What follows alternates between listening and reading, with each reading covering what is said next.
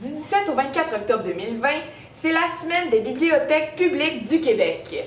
Cette année, le thème est « Ma biblio, toujours à mes côtés » pour souligner le travail des bibliothèques durant la crise sanitaire. Pour l'occasion, j'aimerais vous faire découvrir quelques livres centrés autour de ce thème. Tous ces titres sont disponibles à la bibliothèque Rina-Lanier. Le premier livre que j'ai à vous présenter s'intitule « Jusqu'ici, tout va bien » par Gary D. Schmidt, publié à l'École des loisirs dans la collection Medium Plus. C'est un roman pour adolescents, mais qui pourrait plaire à bien des adultes. L'histoire se déroule à la fin des années 60 aux États-Unis, alors qu'une famille pauvre déménage dans une bourgade loin de tout afin de trouver un travail à l'usine. L'un des frères combat au Vietnam, les autres font des mauvais coups un peu partout dans la ville, jusqu'à ce que l'un d'entre eux découvre, bien malgré lui, sa bibliothèque municipale. C'est la richesse des relations entre les personnages qui fait la force de cette histoire touchante sur l'entraide. L'écriture de Gary D. Schmidt est unique et reflète à merveille l'attitude réfractaire du personnage principal. Le prochain livre que j'ai à vous présenter s'appelle Raymond le Bison par Lou Beauchesne et illustré par Kate Chappell aux éditions de La Courte Échelle.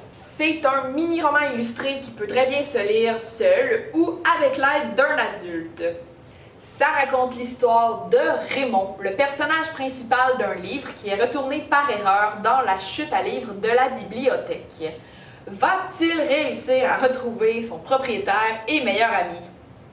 Seule la lecture nous le dira. Le point fort absolu de ce livre est décidément la binette adorable de Raymond. Je n'ai pas vu beaucoup de bisons dans ma vie, mais je lui décerne haut la main le prix du bison le plus adorable. Bravo Raymond! Nous avons ensuite le roman La voleuse de livres par Marcus Zusak aux éditions Pocket Jeunesse ou Pocket, dépendant des versions.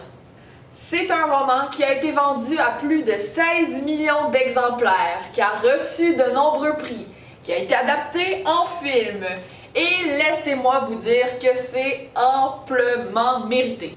On y raconte l'histoire de Liesel Memminger, une jeune fille placée en famille d'accueil en pleine Allemagne nazie. Analphabète, elle est assez chanceuse pour tomber sur un homme aimant qui lui fait découvrir son amour des livres et des gens. L'argent se faisant rare, elle devra toutefois faire preuve d'imagination pour emprunter ses prochaines lectures. Bon, jusque-là, on a affaire à un schéma narratif assez classique, à un détail près. La narratrice de l'histoire est la mort en personne qui a été intriguée par l'histoire de Liesel après que celle-ci lui ait échappé par 3 fois. On découvre à la mort un ton assez ironique qui fait sourire malgré les horreurs de la guerre. Toutefois, une réserve de mouchoirs reste nécessaire pour passer à travers les derniers chapitres du roman. Vous aurez été avertis. Ma dernière recommandation est la nouvelle L'étrange bibliothèque de l'auteur japonais Haruki Murakami aux éditions Belfond. C'est une nouvelle des plus étranges, mais idéale pour le mois d'octobre avec son ambiance sombre et un peu inquiétante. Ça raconte le désagréable périple d'un jeune garçon dans les sous-sols obscurs de sa bibliothèque de quartier. Ouais. Pas sûr que ça compte comme un hommage aux bibliothèques, mais vous le lirez quand vous serez fâché contre vos frais de retard.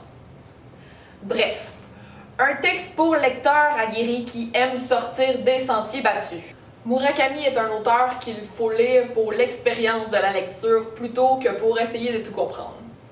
Et voilà, c'est tout. Bonne lecture!